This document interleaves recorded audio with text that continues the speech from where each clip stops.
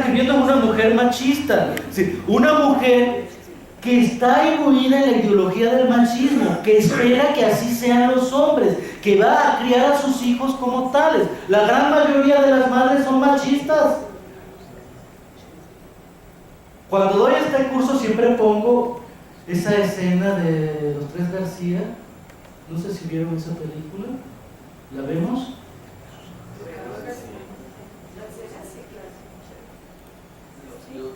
Cuando usted plantea eso así como con el tema del macho alfa, y, o sea, me imagino también que puede anteponerse como el tema naturista, de hablar de las manadas animales, de los leones, donde hay un macho alfa, o de cualquier otro tipo de mamífero, la mayoría en estado salvaje. No podría decirse que quizás nosotros no solamente reproducimos un tema que es cultural, sino que también es un tema natural, y que quizás ponemos en cuestión eso también por nuestra propia cultura y definimos qué es justo, qué no es justo, y queremos, digamos, por nuestra propia cultura redefinir esas condiciones naturales que se reflejan en el hecho de ser humanos, pero también animales. Bueno, se podría plantear si nosotros coincidiríamos con una epistemología en donde las ciencias naturales están por encima de la ciencia de la cultura. Es decir, si empezamos con... yo siempre me he confrontado con esta polémica. ¿Sí? Se es homosexual porque sencillamente en tu formación de tu sexualidad en algún momento decidiste que esa es tu preferencia, entonces es un asunto que tú has decidido desde las motivaciones externas, o se es homosexual porque tú tienes una estructura genética que te hizo ser eso. Cuando llegamos a ese tipo de discusiones no terminamos, y ese es el la biología y la cultura parecieran estar divorciadas, parecieran ser dos dominios completamente independientes. Yo tomaría, otra vez volviendo a Sedgwick, en otro de sus libros, la epistemología del closet, habla de, o ella propone, cancelemos esta oposición, esta dicotomía biología-cultura. Y propone cancelarla porque dice, nosotros, mediante la cultura, transformamos la biología. Siempre tenemos en la mira lo fisiológico para someterlo a lo ideológico, para someterlo a nuestras ideas. ¿Sí? Y de ahí la represión, de ahí, bueno, diferentes elementos culturales que el hedonismo mismo, la exacerbación de la sexualidad sería parte de este control de la cultura sobre la biología. Yo diría que en todo caso para conciliar hay como elementos biológicos que entran en diálogo con elementos culturales y forman esto. ¿Sí? Me recuerda, por ejemplo, las investigaciones de Adrian Rain sobre la psicopatía, que es algo que estoy revisando últimamente. Estoy revisando mucha literatura psiquiátrica ahora para entender justamente esto, de cómo de si hay un elemento biológico en la formación del hombre violento o no. Y entonces Adrian Rain dice, sí, bueno, hay una especie de desprendimiento de la parte frontal del cerebro con relación a la parte primitiva, que sería esta parte, digamos, instintiva, emocional, etc. Cuando hay este desprendimiento, entonces no hay una correspondencia entre lo que yo razono y mis impulsos. Y entonces yo he cortado como psicópata el control que puede tener el impulso emocional hacia la supervivencia o hacia, por ejemplo, la empatía. Sería un impulso afectivo de no dañar a otro. Entonces, para Adrian Rain, esto, bueno, se puede medir ¿sí? Fisiológicamente, se puede dar con ello. Y entonces dice, bueno, un 70% de los hombres que están en las cárceles tienen esta escisión. O sea, hay un elemento biológico ahí. Pero, y eso me importa mucho de Adrian Rey, dice, no es verdad que esta estructura de la psicopatía, esta estructura biológica de la psicopatía, determine necesariamente hombres criminales. No todos los psicópatas son criminales. Es más, hay muchos más psicópatas que no lo son. Y andan y son muy funcionales en la sociedad. ¿Cuál sería esto? ¿Cuál sería uno de estos ejemplos? Dice el cirujano. El cirujano necesita romper con cierta empatía para poder trabajar. Necesita producir dolor para poder trabajar. Y habla de una personalidad sádica que desarrollan la gente que trabaja en la salud. Eso se lo cuento mucho a mi dentista y se ríe mucho, pero dice, es verdad, tienes razón, yo tengo que desprenderme, tengo que hacer un esfuerzo por no sentir el dolor que estás sintiendo, porque si no, no puedo trabajar. Y muchos otros ejemplos de estos, dice Adrian Rey, no serían posibles sin esta estructura cerebral, la cual él plantea no es patológica, es una forma de constitución cerebral específica nada más, sin necesidad de entrar en elementos patológicos. Entonces, ¿qué está haciendo Adrian Rey? Me está dando esta base biológica como elemento que está ahí, pero hay siempre una elaboración cultural de esta biología, que puede ser una profesión específica o puede ser la actividad criminal. Ya, estos ya son aprendizajes culturales.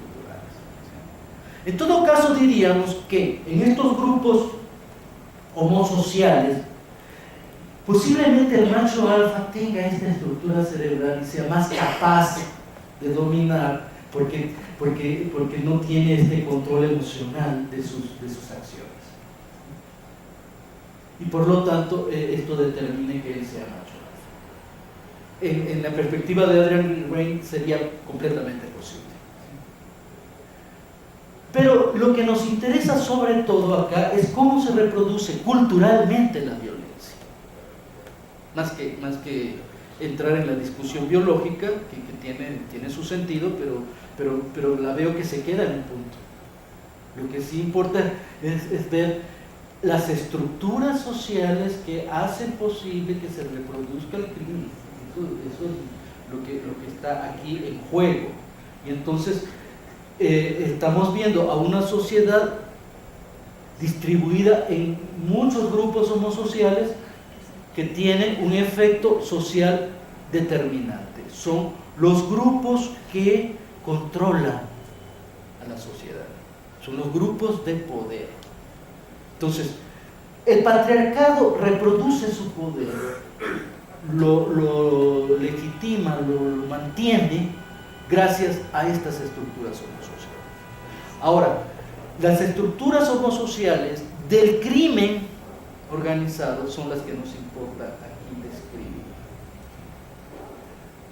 Entonces, decíamos, la violencia es educable. Y este desprendimiento cerebral, esta no correspondencia entre lo racional y lo emocional, digamos a grosso modo,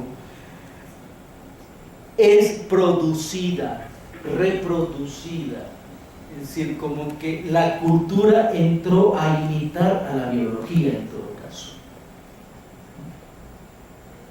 Y las pruebas de hombría que tengo que dar tienen que ver con que yo demuestro que no tengo el sentimiento de empatía hacia ninguna víctima. Esto es lo que ha hecho la Escuela de las Américas con los diferentes grupos de choque, con antiguerrilleros, por ejemplo, y acá ustedes tienen toda la experiencia paramilitar como ejemplo. En México están los GAFES, que también fueron creados a propósito del zapatismo, antiguerrilleros también. En Guatemala tenemos a los CAIBIDES, también producidos por el propio Estado, antirrebeldes, ¿sí? y todos ellos entrenados por la Escuela de las Américas, por Estados Unidos. ¿Y en qué consiste este entrenamiento? En romper el afecto positivo, digamos, el afecto empático, a partir de técnicas muy duras, muy gruesas, como esto de darte un perrito bebé para que tú lo cuides, y bueno, tú estás desarrollando todo este afecto con el perrito, ¿verdad? Y hasta cierto momento en que ya el perrito ya se hizo tu hijo, ya se hizo tu mascota querida, te ordenan que lo mates y te lo comas. Y de esta manera demuestras que puedes tener sangre fría. ¿Cuántas escenas de telenovelas de narcos consisten en eso? Véanlas nada más y vean en cuántos momentos existe ese reto. Está, por ejemplo, en El Señor de los Cielos había un momento en el que el Señor de los Cielos tiene cercado a un enemigo y lo que hace es secuestrar a sus padres, su mamá y el papá del enemigo, para poderlo chantajear, poderlo someter. Y entonces hay un encuentro entre el Señor de los Cielos y el enemigo, que el Señor de los Cielos trae a sus padres aquí. Y si no me haces eso, los mato ahorita. ¿Qué hace el hijo, el enemigo del Señor de los Cielos? Coge el arma y mata a sus padres. Y dice, ahora ya no hay nada con lo que me quieras chantajear. Es decir, demuestra completa falta de empatía, completa falta de amor. ¿Sí? Imagínense esto en el marco de los grupos de crimen organizado que se dedican a la trata de mujeres. Era increíble para los familiares de unos criminales que fueron juzgados el año pasado, que estaban dando testimonio en favor de sus familiares. Era increíble lo que les estaban contando, las cosas que hacían estos hombres con las víctimas. Dice, no, pero si este es un padre de familia muy responsable, quiere mucho a sus hijos, los lleva a la escuela y siempre está en la casa, no, ese no es mi marido para nada, no es cierto, están mintiendo. Es decir, no sabe la señora que su esposo en el medio homosocial cumple con unas reglas completamente desafectadas y que es capaz de dividirse entre ese criminal cruel, duro, sanguinario y ese padre de familia tierno, amoroso con los hijos. ¿Sí? Esto es una construcción de un tipo de personalidad que se impone mediante estos grupos homosociales. ¿Qué pasa? ¿Cómo empieza esto? A partir de a que no te atreves. Y termina en, si no lo haces, te matamos. Y por lo tanto, los criminales son ante todo hombres que no tienen una voluntad propia, que se deben a las órdenes del jefe, que son completamente ciegos a esas órdenes. Esto ya lo analizaba Hannah Arendt en el juicio de Eichmann, en este juicio que se dio en Israel de este nazi que aprendieron en Argentina y lo juzgaron en Israel, y a Hannah Arendt la mandaron a cubrir esto como periodista, pero ella dijo, no, voy a escribir un libro de esto. Y ahí habla de la banalidad de la violencia. Dice que Eichmann todo el tiempo se justificaba diciendo, es que yo solamente recibía órdenes, era mi trabajo, ¿yo qué iba a hacer? ¿Sí? Frente a eso creo que también hay otros experimentos pioneros en psicología, creo que la cápsula Milgram. ¿La qué? La cápsula de Milgram, que consistía en que hacían un experimento donde conectaban unos electrodos a una persona y la persona estaba en otro lado de la cámara, y quien hacía el experimento conseguía ir personas de diferentes condiciones, diferentes grados de educación, y le solicitaba que hicieran unas preguntas y que cuando la persona contestara de manera incorrecta oprimiera un botón y que ese botón le enviaba una descarga a la persona que estaba al otro lado. Lo que descubrió es que en independencia de los grados de formación o el género o lo que fuera, las personas, buena parte del grupo llegó a infligirle daño que hubiese sido letal si la persona realmente hubiera estado conectada. Quienes estaban del otro lado de la cámara fingían, digamos, cuál hubiese sido el efecto si hubiese tenido electricidad real. Entonces, esos experimentos buscaban justamente demostrar si las personas podían infligir daño como obedeciendo órdenes, y de ahí también surge el otro experimento que es el de la cárcel de Stanford. Claro, sí. Entonces, Que ese experimento está muy claro. La violencia es un asunto de disciplina. O sea, soy violento no por ser indisciplinado, sino todo lo contrario. Me disciplino a la norma que me hace violento.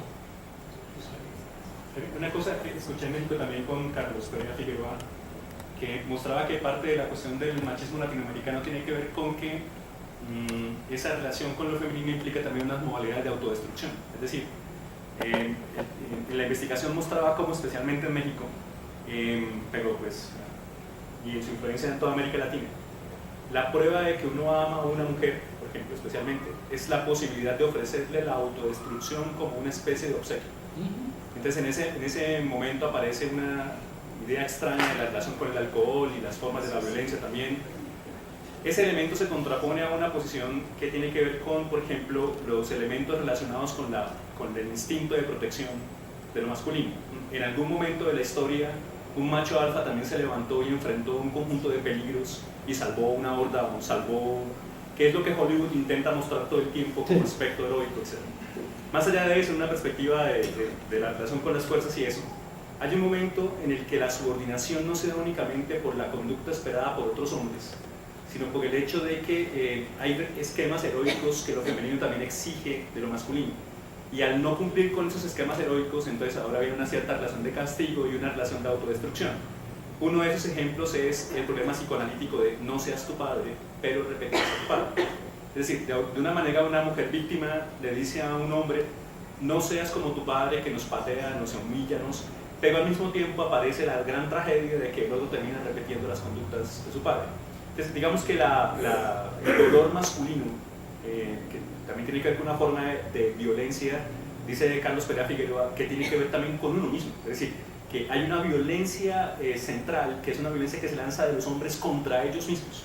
Porque él decía, en estadísticas mostraba cómo respetaba muchísimo la cuestión del feminicidio, pero el primer problema de la violencia es que los hombres matan sistemáticamente a otros hombres. Entonces, en ese estudio de la cuestión de la relación entre lo femenino y lo masculino en el orden violento, hay una pregunta de cómo se instala una violencia distinta. Una violencia que se instala una violencia distinta, que no es únicamente la de la crueldad contra el otro o la otra, sino una crueldad que se lanza contra uno mismo, fabricada por un esquema de dispositivo, también por unas relaciones de familia y de valoración, que también pueden influir en la posibilidad de que el otro termine sacando su propia violencia contra sí mismo para ponerla en el otro. Bien, pero lo que están planteando está perfectamente casando con este esquema, porque digamos, tomamos el modelo del grupo homosocial como un modelo concreto, pero lo podemos abstraer. En el caso de la cárcel de Stanford, el mandato ya no viene de los otros hombres, sino viene de la norma establecida institucionalmente. En el caso de las mujeres que tú planteas, ellas están reproduciendo el mandato que está reservado para estos hombres desde el sistema patriarcal. Entonces, por eso yo hablo de mujeres machistas, ¿no? De mujeres que exigen que los hombres sean machos, sencillamente, no que ellas sean machas, ¿no? Digamos que una mujer macha podría ser incluso contrahegemónica, en muchos casos. Rosario Tejera me parece que podría plantearse así. Pero el punto que sí me interesa resaltar es: el hombre violento se disciplina a un mandato. Y ese mandato es un mandato construido hegemónicamente. Es la hegemonía misma. Y por lo tanto, el enunciador del mandato es un enunciador que está confirmando o está reproduciendo la estructura de la hegemonía, sea esta mujer, sea institución, sea quien sea el emisor. Ahora, esta autoflagelación, este suicidio, digamos, de los hombres, yo creo que es consecuencia de ese mandato.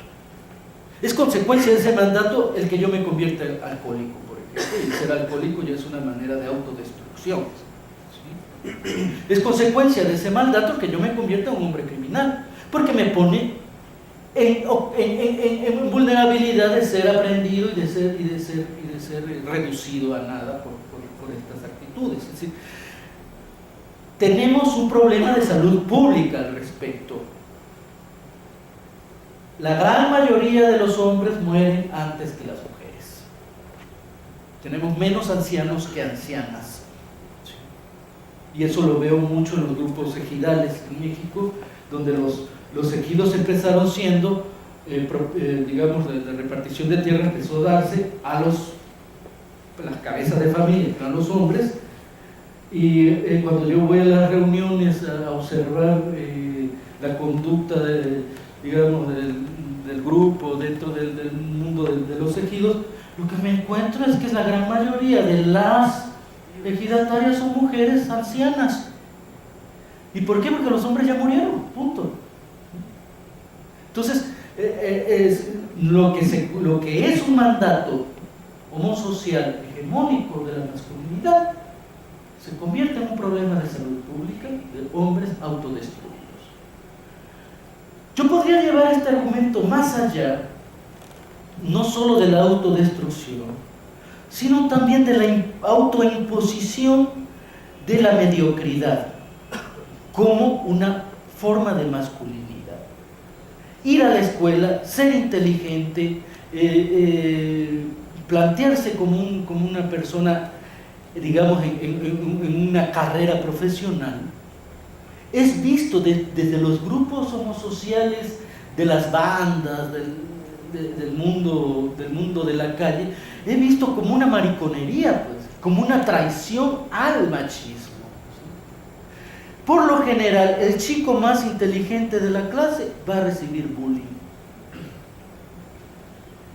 Eso tiene que ver con este rechazo del esquema del machismo al saber, al asunto de las letras, del desarrollo profesional, etc. Entonces, ya hay una autodestrucción cultural ahí también. El propio grupo homosocial exige que no salgas de este medio. ¿Sí? En el barrio de Tepito, en la Ciudad de México, es muy claro eso. Quien se convierte en una persona profesional, en alguien que estudia medicina, qué sé yo, tiene que salir del barrio porque ya nadie lo aguanta en el barrio. No lo soportan porque es una persona diferente. Entonces, vean cómo se está pertrechando el mundo de los hombres criminales, exigiéndose de una manera insistente cada vez actitudes y formas de ser más difíciles de llevar a cabo y prohibiéndose otras formas de ser. De esta manera lo que reproducimos son estas personas, ¿no? estos hombres violentos. El trabajo que estoy empezando en este momento tiene que ver con los gandallas. No sé si tengan ese concepto de gandalla acá. El hombre abusivo. Canalla. Podría ser, nosotros no usamos casi la palabra canalla, sino gandalla. O sea, como Trump, por ejemplo. Sí, alguien que no tiene el respeto de las normas sociales, alguien que se propasa todo el tiempo y lo celebra. Sí, lo hace para que lo celebren, pues, para que lo celebren el grupo de ellos mismos, ¿no? Dicen que eso es pasado. Sí, bueno, es el que se pasa, eso es un gandalla, Tepito es una sociedad de gandallas. Delinquen de una u otra forma. Los hombres así están construidos. Bueno, seleccioné una galería de gandallas. Ustedes han oído al padre Marcial Maciel. Sí, claro.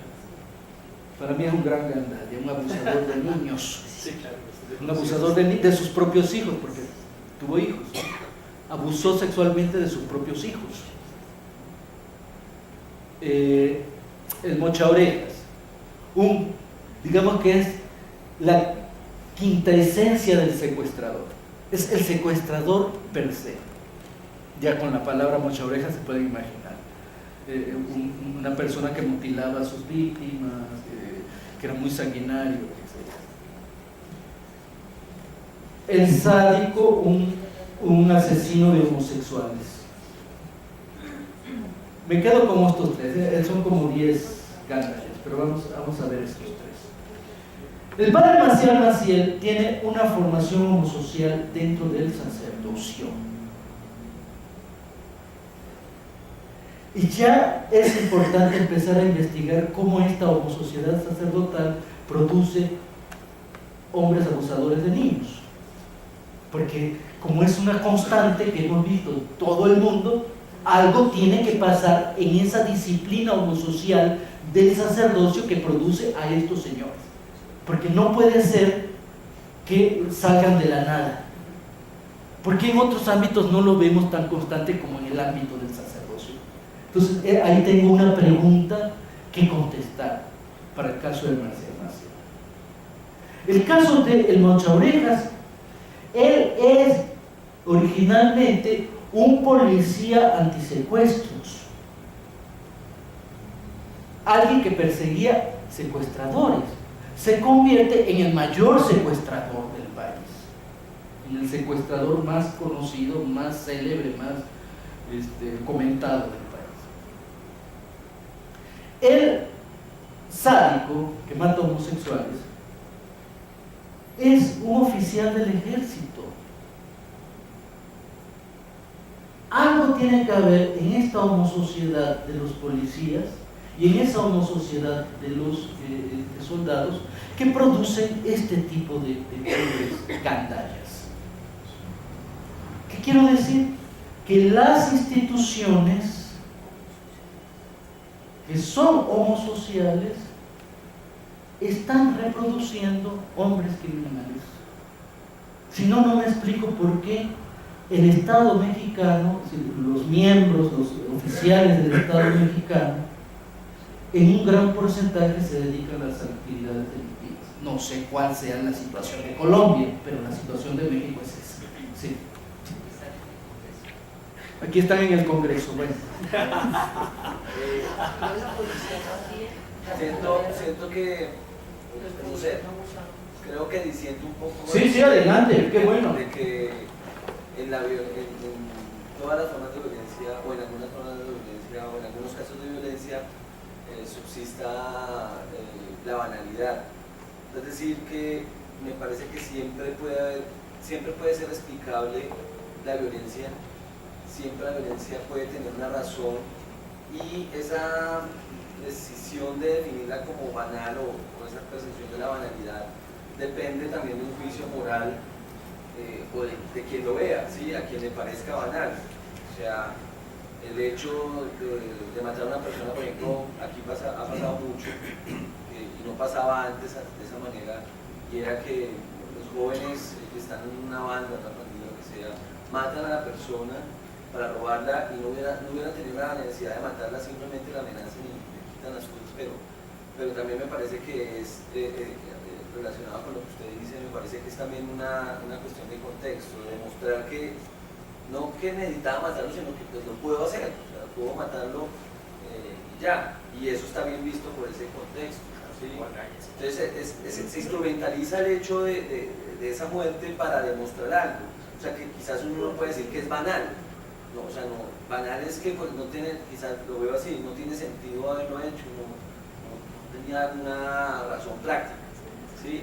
Ahora hay otra cosa que quería decir, y es que de alguna manera me aterra y la posibilidad de que uno como investigador, al observar un sujeto o un tema, un problema específico como el tema de la violencia, también puede contribuir a, ¿cómo se dice?, a darle un cierto protagonismo al sujeto violento, ¿sí?